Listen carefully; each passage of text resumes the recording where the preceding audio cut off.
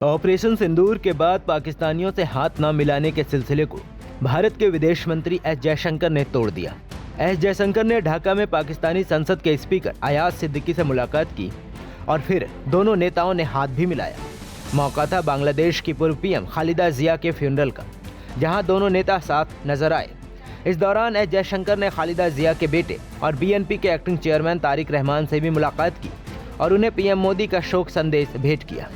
आपको बता दें कि भारत पाकिस्तान के बीच मई में हुए ऑपरेशन सिंदूर के बाद ये पहली बार है जब दोनों देशों के बड़े नेताओं ने आमने सामने मुलाकात की और हाथ भी मिलाया। इसी वजह से ये मुलाकात कूटनीतिक तौर पर अहम मानी जा रही है।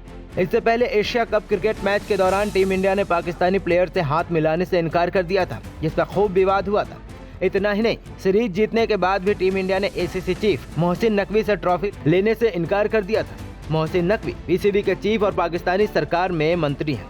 विदेश मंत्री एस जयशंकर और पाकिस्तानी स्पीकर अयाज सिद्दीकी के बीच हुई ये मुलाकात मई 2025 के बाद भारत पाकिस्तान के शीर्ष अधिकारियों के बीच पहली बातचीत है।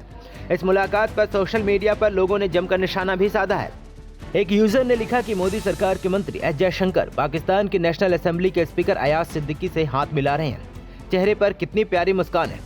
आपको याद होगा, भारत ने पाकिस्तान से जब मैच खेला था तब हाथ मिलाने को लेकर कितनी राजनीति हुई थी। अब खुद ही भारतीयों के कातिल से हाथ मिला रहे हैं।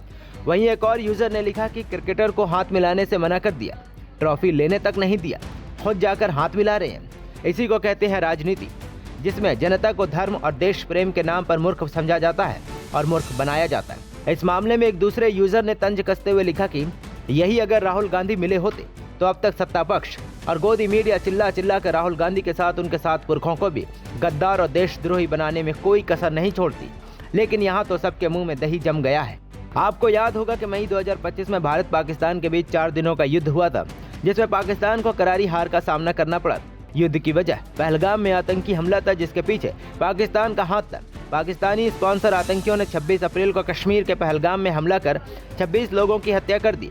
हमले में दर्जनों लोग घायल हुए। इसी आतंकी हमले के लिए भारत ने पाकिस्तान को जिम्मेदार बताया। दोनों देशों के बीच तनाव काफी बढ़ गया था और 7 मई को भारत ने ऑपरेशन सिंदूर लॉन्च किया। इस ऑपरेशन के तहत पाकिस्तान और पीओके स्थित आतंकियों और उनके ठिकानों को टारगेट किया गया। पाकिस्तान ने भी जवाबी हमला किया, जिसे भारत ने अपने एयर डिफेंस सिस्टम से नाकाम कर दिया। भारत ने अपने सफल ऑपरेशन में पाकिस्तान के आतंकी ठिकानों को काफी नुकसान पहुंचाया और कम से कम 100 आतंकी मारे गए। इस युद्ध के बाद से भारत पाकिस्तान के रिश्तों में और तलखी आ गई। अब बात करते हैं खालिदा जिया के बारे में। खालिदा जिया का मंगलवार सुबह 80 साल की उम्र में निधन हो गया। वो बांग्लादेश की पहली महिला प्रधानमंत्री थी। खालिदा जिया को संसद परिसर स्थित जिया उद्यान में उनके पति और बांग्लादेश के पूर्व राष्ट्रपति जियाउर रहमान की कब्र के पास दफनाया गया। देश भर से 10 लाख लोग जुटे थे। खालिदा जिया का जन्म 15 अगस्त 1945 को दिनाजपुर, तत्कालीन पूर्व बंगाल, जो बांग्लादेश का हिस्सा है, में एक मध्यम वर्गीय परिवार में हुआ। उनके पिता इस्कंदर मुजीमदार चाय के व्यवसाय से जुड़े थे और परिवार की मूल जड़ें फेनी जिले से बताई जाती है। 1960 के दशक में उनकी शादी जियाउर रहमान से हुई, जो 1971 की आज़ादी संग्राम में सेक्टर कमांडर, बाद में सेना प्रमुख और 1977 में बांग्लादेश के राष्ट्रपति बने। 1981 में जिया की हत्या के बाद खालिदा जिया अचानक राजनीति में आगे आई।